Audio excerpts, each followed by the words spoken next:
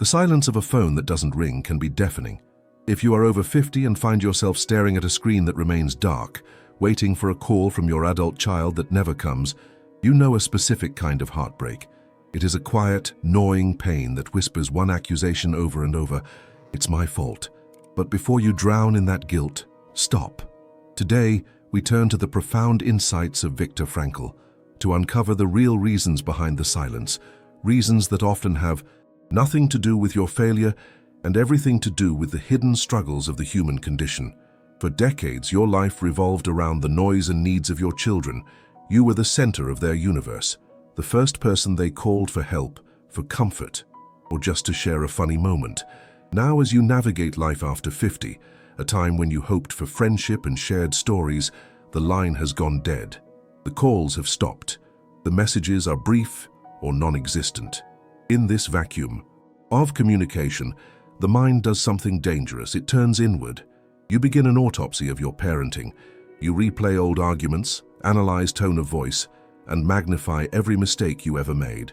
You convince yourself that this silence is a punishment, a verdict on your worth as a mother or father.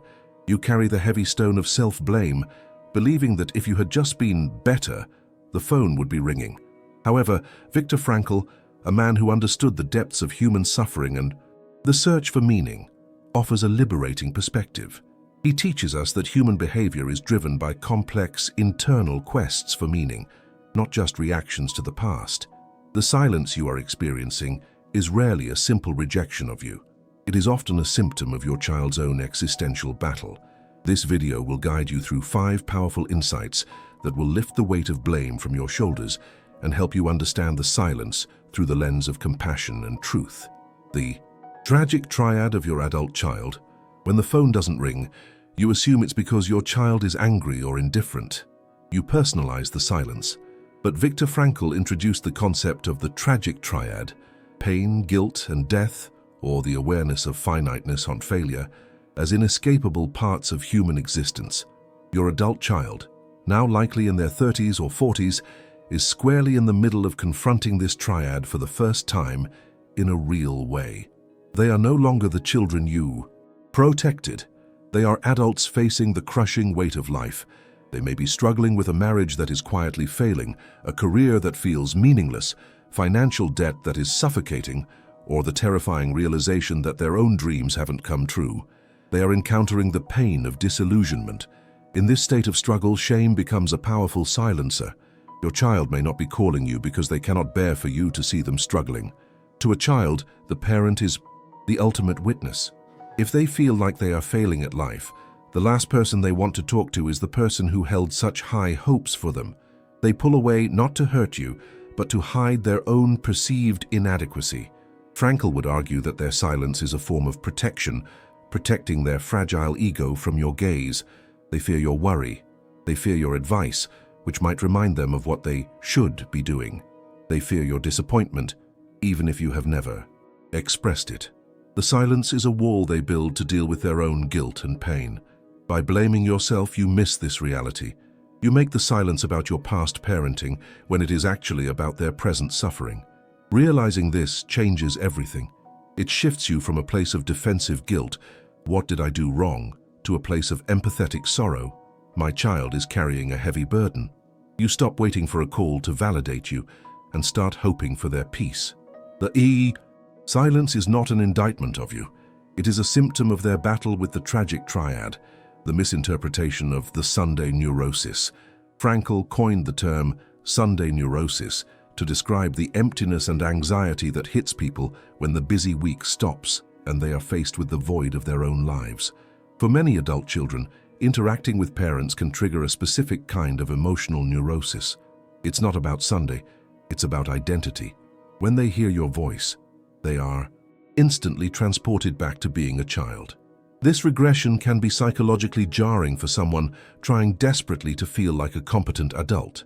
If they are feeling insecure in their adult life, talking to you, the figure of authority and safety, can exacerbate their feeling of being small or dependent. They avoid the call because they are trying to avoid feeling like a child.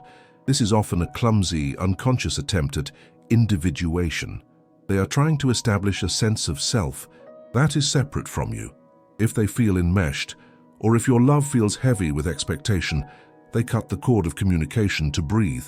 It feels like rejection to you, but to them, it feels like survival. Blaming yourself for this is futile because it is a developmental stage, often delayed. You didn't cause it by loving them too much or too little. It is a structural part of their psychological growth. They are wrestling with their own will to meaning, trying to find out who they are. Apart from your lineage, if you fill the silence with self-blame, you add emotional weight to the dynamic. You become the sad parent or the guilt-ridden parent, which makes you even harder to approach. Frankl encourages self-transcendence, looking beyond your own feelings to understand the other. Recognizing that their silence is a fight for their own identity allows you to step back without bitterness. It's not that you aren't lovable, it's that they are currently incapable of navigating the parent-child role without losing their fragile sense of self.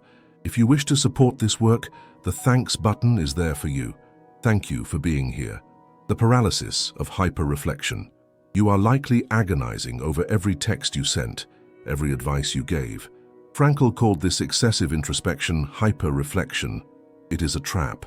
When you obsessively analyze your behavior to find the cause of the silence, you create a distortion.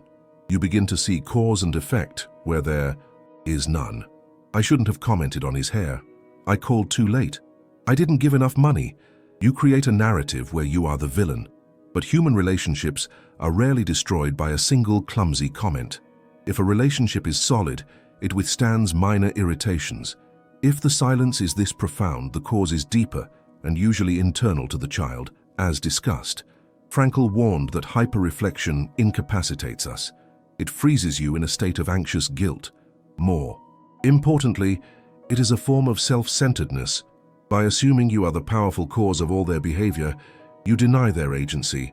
You assume you are the protagonist of their movie. The hard truth is, you are a character in their movie, but you are not the scriptwriter. They have other influences, partners, bosses, friends, societal pressures, biological chemistry. Blaming yourself ignores the complexity of their world. It reduces their life to a reaction to you.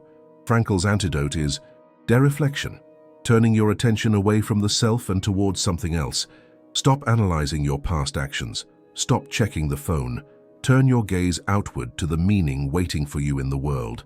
When you stop obsessing over the silence, you often reduce the psychic pressure on the relationship. You become lighter. Blame is heavy. Letting go is light. The projection of unresolved meaning. Sometimes, the child doesn't call because they are projecting their own existential frustration onto you. Frankl taught that when a person lacks meaning, they experience an existential vacuum, often manifesting as boredom, aggression, or addiction. In family dynamics, parents often become the scapegoat for this dissatisfaction. If your child is unhappy with their life, it is psychologically easier to blame how I was raised than to take responsibility for how I am living. You become the container for their resentment against life itself. They don't call because seeing you reminds them of their origins, which they are currently blaming for their destination. They might think, if my parents had done X, I wouldn't be so anxious, poor, lonely. This is a defense mechanism. If you accept this blame, you validate their delusion. You agree with them that you are the architect of their misery. But Frankl is clear. While we are influenced by our environment and upbringing, we are ultimately self-determining. Your child is responsible for their attitude towards their life. By refusing to blame yourself, you quietly hand the responsibility back to them. You say energetically, I acknowledge my imperfections, but I refuse to carry the weight of your adult choices. This is an act of tough love. It respects them as adults capable of finding their own meaning. Taking the blame infantilizes them. Refusing the blame honors their capacity to overcome. The freedom to choose your stance. Finally, Frankl's ultimate lesson.